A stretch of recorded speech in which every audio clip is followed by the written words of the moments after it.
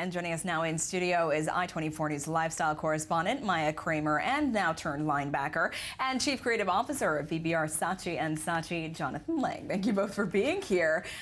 Do you feel left out of place, Jonathan, since you didn't bring your football uniform? I thought I was going to, but then Maya told me that she was going to dress up like this, so I decided to put my advertising clothes on. Oh, I like the advertising look. Yes, I think it's a very appropriate mix for the Super Bowl. So, Maya, what do you have for us? I want to give a shout out, first of all, to the Tel Aviv Pioneers. So, lo and behold, there is an actual football team here in our local Holy Land. I don't believe it. Started 10 years ago, yes. Oh, God, that's a heavy helmet. Okay, I don't know how the players do it, yes. Okay, so. Well, they put it over their face so it actually rests, on their head properly. Anyways. Okay, so let's start with the ads, of course. There's the ads and the halftime show, which we'll get to as well.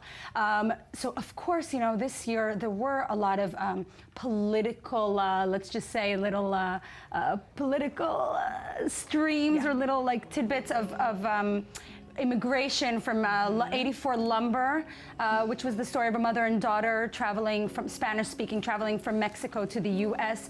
To find a giant wall, which they didn't air, by the way, on Super Bowl because they said it was too controversial, so they didn't show the whole thing up until the wall, right? Which I'm not thought it was way too controversial. Right. What do you think, Jonathan, about that? I mean. Yeah, I don't think this is the first time we've seen this kind of thing in the Super Bowl. There's always been kind of world and current events that have played out. A couple of years back, Chrysler did a fantastic spot with Clint Eastwood called It's Halftime in America, actually during the 2012 economic meltdown. So it's not the first time we've seen this kind of work present itself in the Super Bowl, just tapping into the zeitgeist, tapping into how people are feeling, and a great opportunity for brands to really resonate with people. Right. What is this brand? It's actually a lumber company. So in the end, what happens is there's a wall, and in the wall there is a big wooden door that this lumber company is so they're basically saying, here, you can come into America. We don't believe in this. Right. Wall, and we don't believe. I don't know how much lumber they're going to sell off of this thing, but it was very touching. Actually, another one is Budweiser, which actually I think we have here. Yes, should we have a look at that? This was also very political.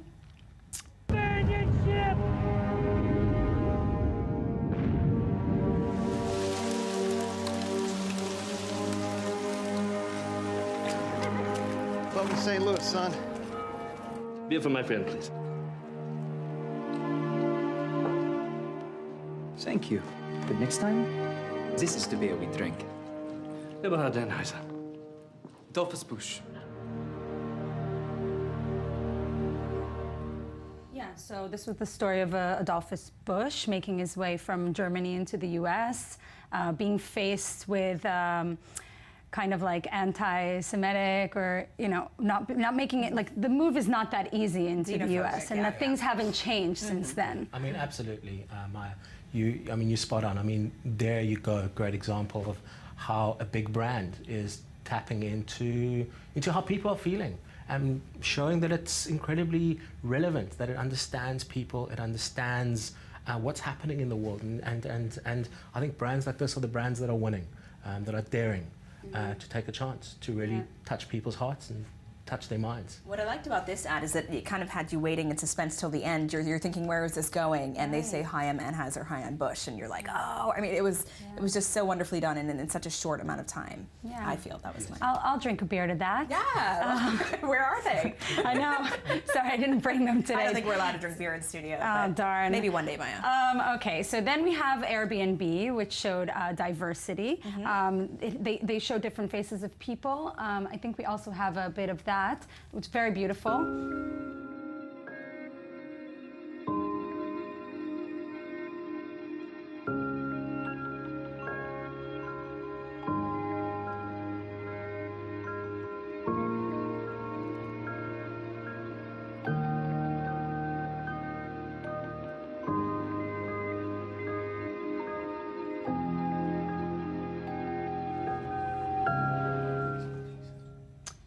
Yeah, so that was another, I mean, it kind of reminds me of the Benetton ad. And is this... Yeah, it does. Yes, really I think absolutely.